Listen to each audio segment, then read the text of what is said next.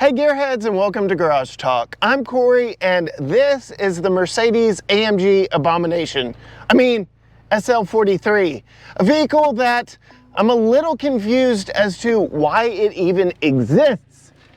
And yeah, that's a pretty harsh opener, but in this video, I'm gonna unpack all of that. Stay tuned.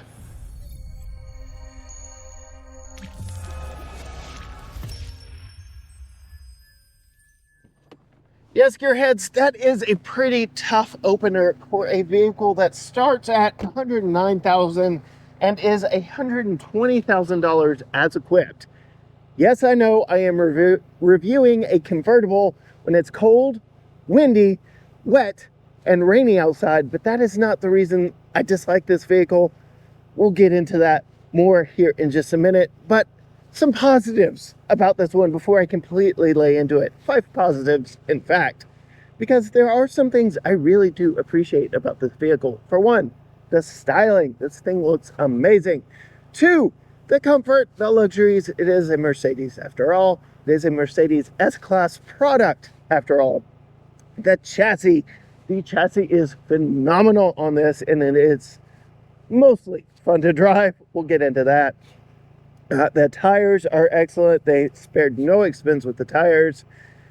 And then number 5, well, there's kind of that brand recognition about driving around a Mercedes Roadster, and that rings true with this one. But let's talk about some of the things that make me question this vehicle's existence, and that starts under this very, very long hood in the engine choice for the entry into the SL line. This is a brand with a long heritage. This is a mark with a long heritage. And this engine choice is very interesting to me. Again, this is the SL43.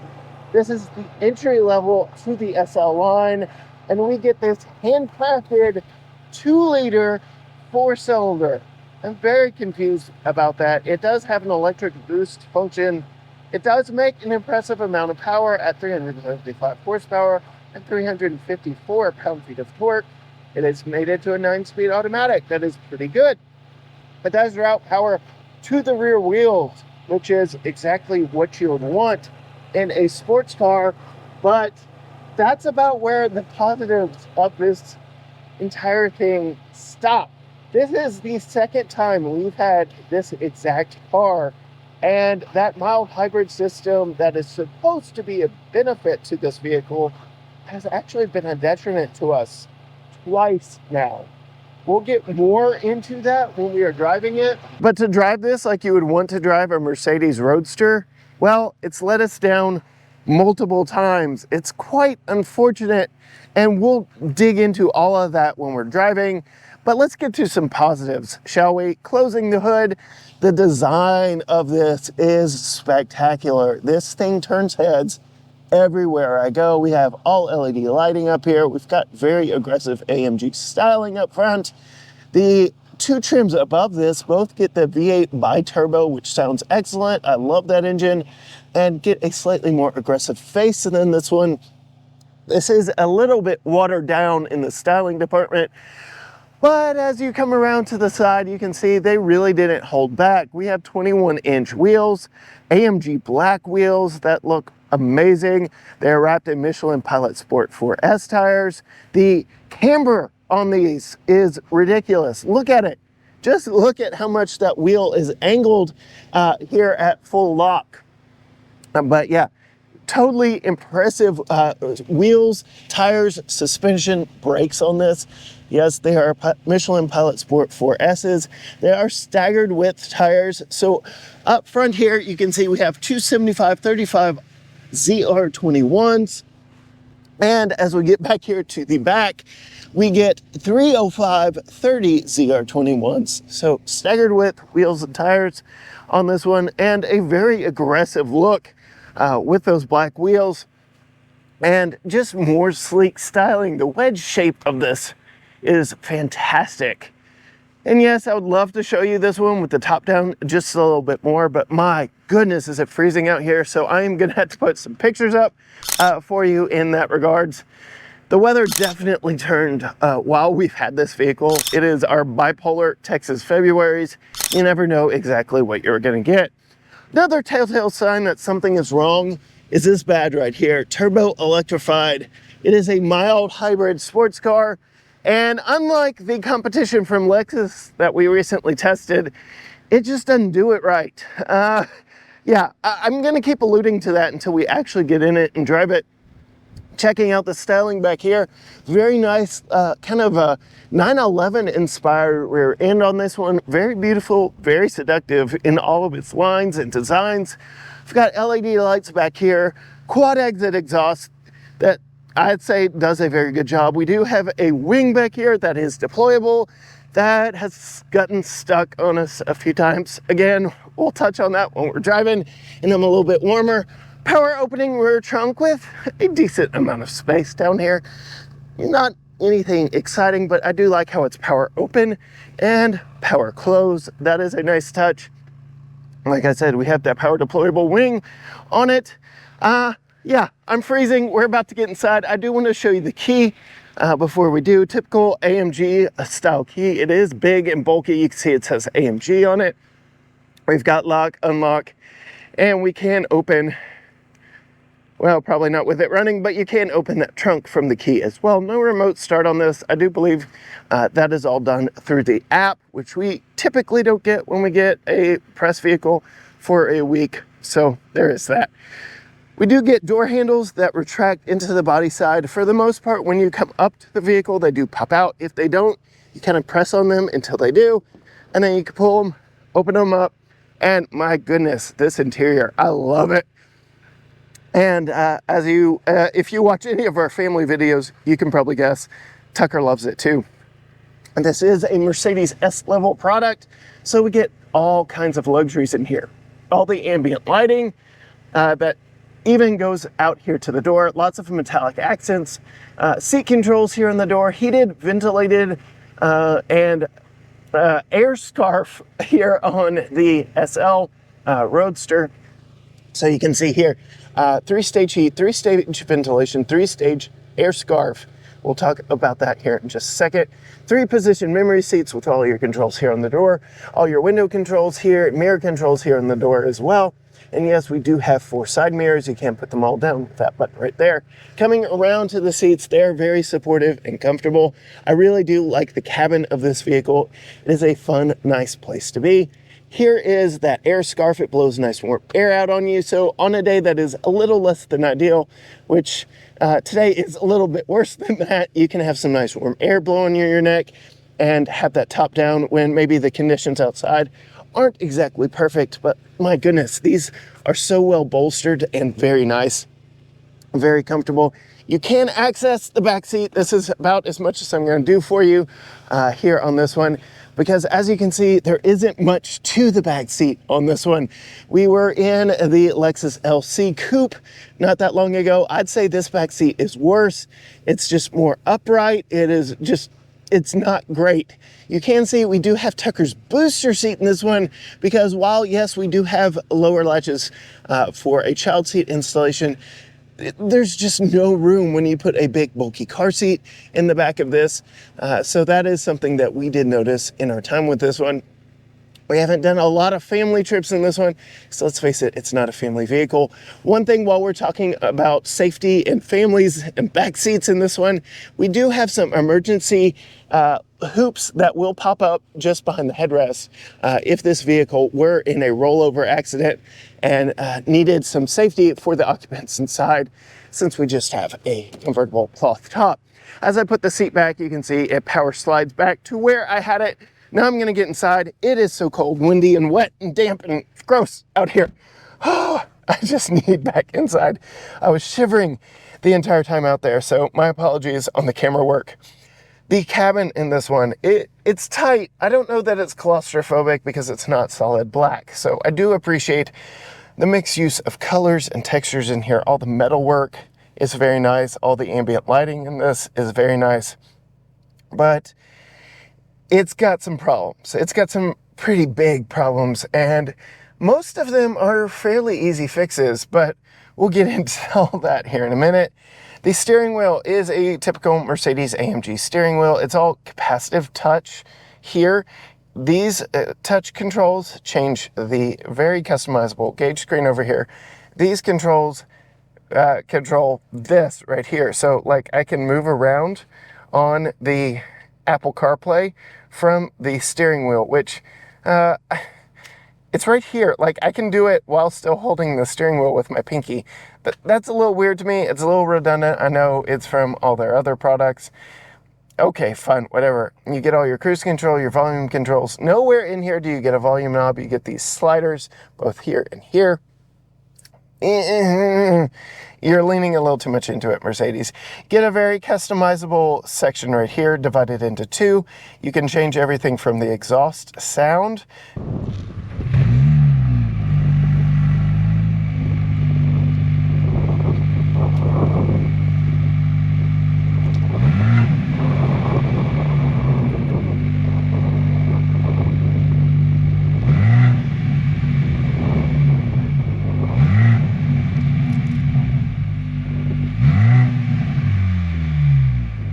to that wing placement. We could put the wing up, we could put the wing down.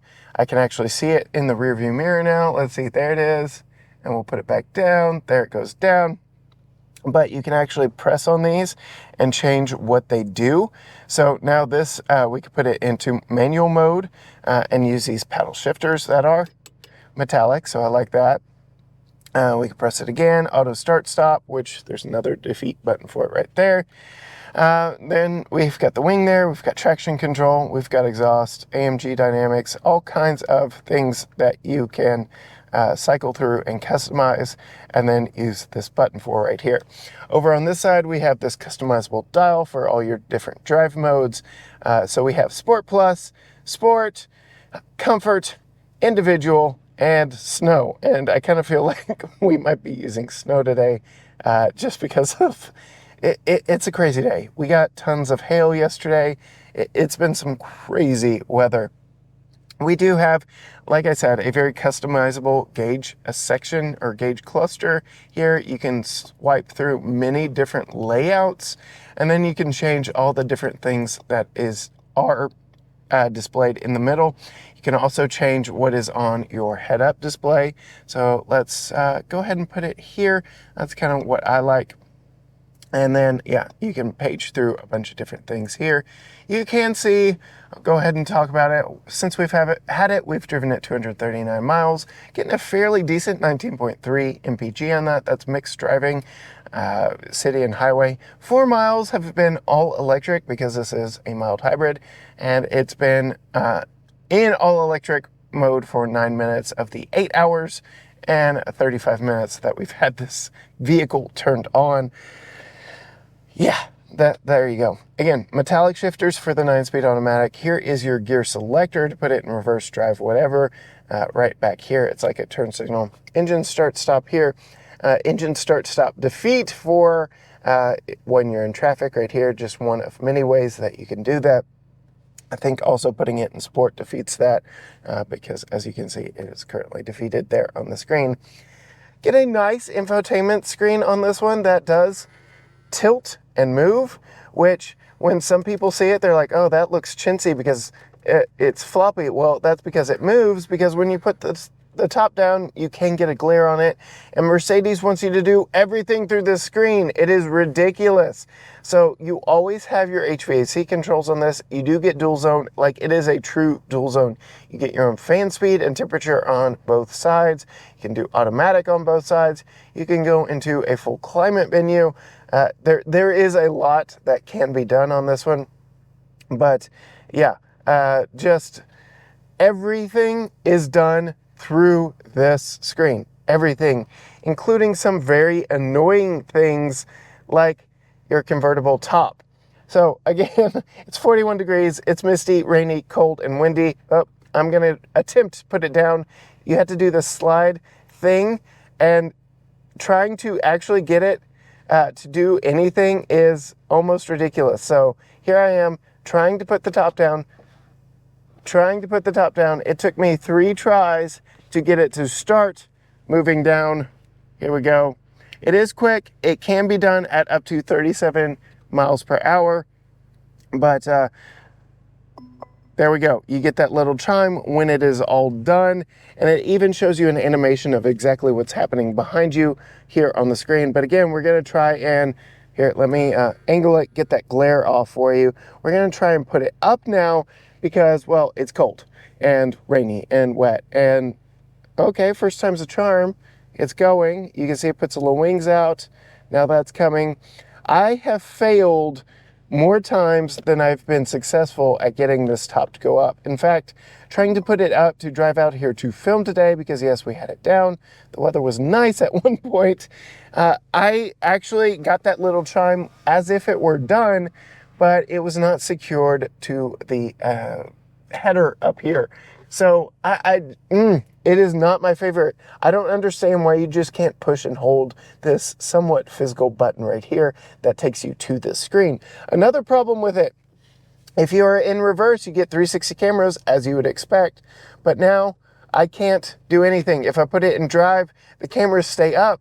Because I was in reverse, I still cannot put the top down. I had to hit the home screen and then I can put the top down. Like, too much is done through this screen. It really annoys the mess out of me. Living with this vehicle has been more annoying than it has been positive. And yes, we still have to get to its driving character and dynamics. We will get into that, I promise. Multiple ways to get into those driving dynamics. I showed you the wheel here. You can also hit this button right here and do it all on the touchscreen. Quick access button to a bunch of different features and functions on the vehicle. Really like that you can quickly get to that.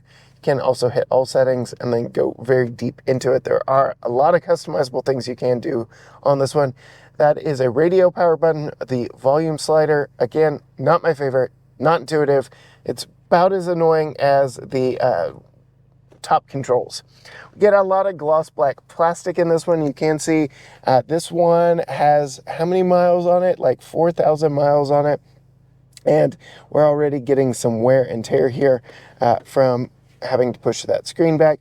We do get a Qi wireless charger back here that does work. I do say this is one of the better Qi wireless chargers I've experienced. 2 USB-C ports, couple cup holders up here that work rather nicely. A reminder that vehicles used to have touchpads. This is a place to rest your palm if there were a touchpad here, but it's just awkward and need not exist. Very tight, very tiny center console, again with 2 more USB-C ports in there. Very shallow, but very similar to what we saw in the Lexus LC. There's only so much you can do in the tight packaging of a small 2+2 sports car. Very nice interior. Like I said, I like the color breakup in this with all the red accents of the seats, all the metallic accents. Does not make you feel claustrophobic in here. It is a fairly nice cabin for what is such a tight car. And the design in here is really cool. The colors, the materials are really cool. But let's go ahead and go into our driving portion, and we can really get into all the downfalls of this vehicle, of which sadly there are many. It is cold. Too cold to have a convertible. Doing what I can to review for you guys here on this one. Setting off in the Mercedes SL43, going back to why does this vehicle exist?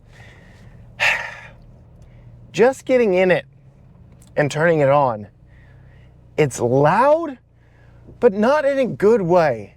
It's a 2-liter 4-cylinder under the hood that AMG engineers have done their best to make sound aggressive and interesting. But on a cold morning like today, starting this up in my garage, turning it on, it sounded bad and not good. It was just loud for loudness sake. In fact, my 5-year-old would cover his ears when I turned this on, and it's not a good loud, it's just a loud. Not good. Not good. You can change that with the exhaust mode here, but really just sitting around, there's no difference. Like, I can hear just a little difference to the engine noise when doing that. So it's not great when you turn it on, and it kind of shakes violently in traffic. Like the whole vehicle just kind of shakes. It doesn't feel like a very refined engine. And you would think, okay, well, that's because you're in a sports car, you're built for speed. So I am in Sport Plus. Traction control is still on because you have to do like 2 things to turn it off. But I'm gonna put my foot firmly on the brake. It says hold right here. I'm gonna fully press the accelerator, which puts us into race mode. We'll see what the 0 to 60 of this is like. And we slide, and then it take, and yeah, So that is launch mode in this. It does pull your seatbelt tighter. It will eventually get you going. Yes, the tires are not warmed up just yet. It is a very cold day, so I will give credit where credit is due. Engineers are doing a lot here on this with race start, with race mode and all that fun stuff. We do have really good tires. They are cold. 0 to 60 in this has not been a great experience the multiple times that we've tried to test this. And for that, I recommend you go check out our second channel where a vehicle like this should be loved. It should be like adored. That is our GT Premium reviews. And we go into a little more detail, Eric and I, on that one. Definitely go check that one out. When you get moving, I will say that when the vehicle is already in motion, because stop and start and all that, it's kind of crap. But when you are already in motion, that's when you can see the true benefits of these tires, of the wheels, of the brakes, of the suspension and the chassis in this. This is an excellent chassis. This is a great driving car when you get it moving. The whole acceleration aspect of it would be enhanced by that bi-turbo V8, would be so much more fun with that bi-turbo V8, and would sound so much better with that bi-turbo V8. This is a very good car, but you do make some trade-offs from luxury into sporting. So the ride on this is a little firm. With the rack top on it, it is a little noisy. Like, you're paying for a luxury roadster performance vehicle here, and it doesn't do any of those things especially well. It's not all that luxurious because of all the trade-offs for the sporty nature of it, and it's not all that sporty because of all the hybrid crap that they put in this one. And I guess now would be a perfect time to dive into that. This is the second time we have had this vehicle, and it's broken on us twice, and it is purely the hybrid system. When it broke on us the first time, I took it over to my friends at Mercedes-Benz of Tyler here in Tyler, Texas, and said, what's going on? I want to report back before I tell them their car's broken. Did I break it? What happened? And they told me that it was going to require a 2-day stay and a multi-hour reprogramming of the electrical system, the 48-volt electrical system, i.e. the hybrid system totally bugged out and failed and wigged out, and that messed everything up. We had Christmas tree lights on the gauge cluster up here. We had a wing that was forgetful of what it was supposed to do, when it was supposed to go up or down, and for at least 4 or 5 engine cycles just wanted to stay exactly where it was. It wouldn't do anything that we asked of it until we started the vehicle enough times that it said, okay, I guess I know that I'm supposed to do something. So, like, there are electrical gremlins in this because of the hybrid system packed into the SL43 variant of this vehicle. I will say that the 55 and 63s both use that bi-turbo V8 and should completely ignore all the woes and issues we've had with this particular vehicle in our 2 times with it. It's truly been upsetting.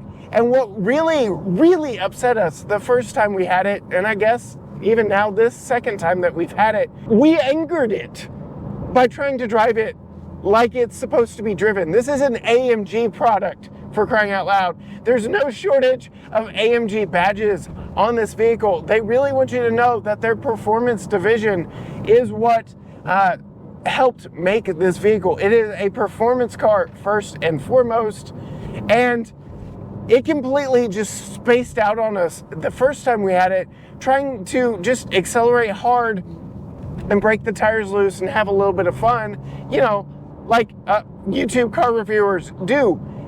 It absolutely did nothing. Warning lights galore, and it did nothing. Like, we sat still. What? It's an AMG. Like, it was so annoying and so depressing. And again, after a few engine cycles, all the warning lights went away, and I did go see our friends at the dealership here in town, where they told us it's the hybrid system. And it's just annoying. You're trying to drive a sports car the way it was designed to be driven, and it just completely goes limp on you. Like, that's annoying. It shouldn't exist. And that again happened to us this second go round, not to the same extreme, but we got warning lights, and the gauge cluster in front of me literally said malfunction. Like, that shouldn't be. This is a $120,000 Mercedes-Benz product that is not as good as a $109,000 Lexus hybrid product that we've recently tested, and not as good as what the SL nameplate should be. I really wish and hope to get, though I doubt it after this review, some time behind the wheel of a 55 or a 63, because those are the ones that disregard the hybrid system and are really more true to form of what this vehicle could be. But here, accelerating in this one, it is fun. You get pops and burbles back there in the back. The curves of the road are so much fun when this thing is working right, that it does put a smile on my face. But overall, my 2 times with this vehicle have left me more frustrated, hot, and bothered than they have just truly excited about this platform and about this vehicle. In fact, when they told me it was coming back, I was a little disappointed after the sour taste it left in our mouth the first go round. It is a fun, beautiful vehicle and shows that the platform is good, but I would say the 2-liter turbocharged 4-cylinder and the hybrid nature of this particular model ruin any and all fun that this chassis might provide you. And that is the real shame of this vehicle. So I ask you my question from the very beginning of this review: why does this vehicle even exist? Mercedes-Benz has an inline 6-cylinder 3-liter that I do believe could possibly fit under that very long hood. I know it's a little bit lower and those inline 6s need a little bit more space, but if you truly wanted to do a base engine, that should have been the base engine, not this 2-liter turbo, because in full disclosure, that has been the Achilles heel of this vehicle the entire time that we've had it.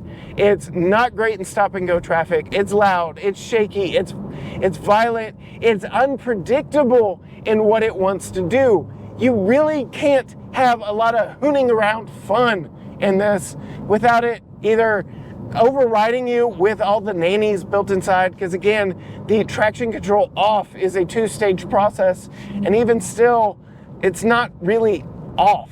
So yeah, this vehicle is more frustrating and annoying than it is beautiful and fun. And on that note, I will just say, why does this vehicle even exist? I will say, if you are interested in the looks of it, go test drive a 55 or a 63. Those are the ones worth having. At least they get rid of all the annoyances of this one. Again, if you want to see more driving fun per se of this vehicle while we've had it this second go round, go check out our second channel, GT Premium Reviews, where Eric and I attempt to have a little more fun in this. Or you can find us on all social media platforms: Facebook, Instagram, X, TikTok, YouTube, Threads, all the things at GT Garage Talk. Or you can go to gtgaragetalk.com, hit that subscribe button, ring the bell so you're notified every time a new video drops from us. But as for me, in this sad disappointment of a $120,000 car, until next time, gearheads, bye.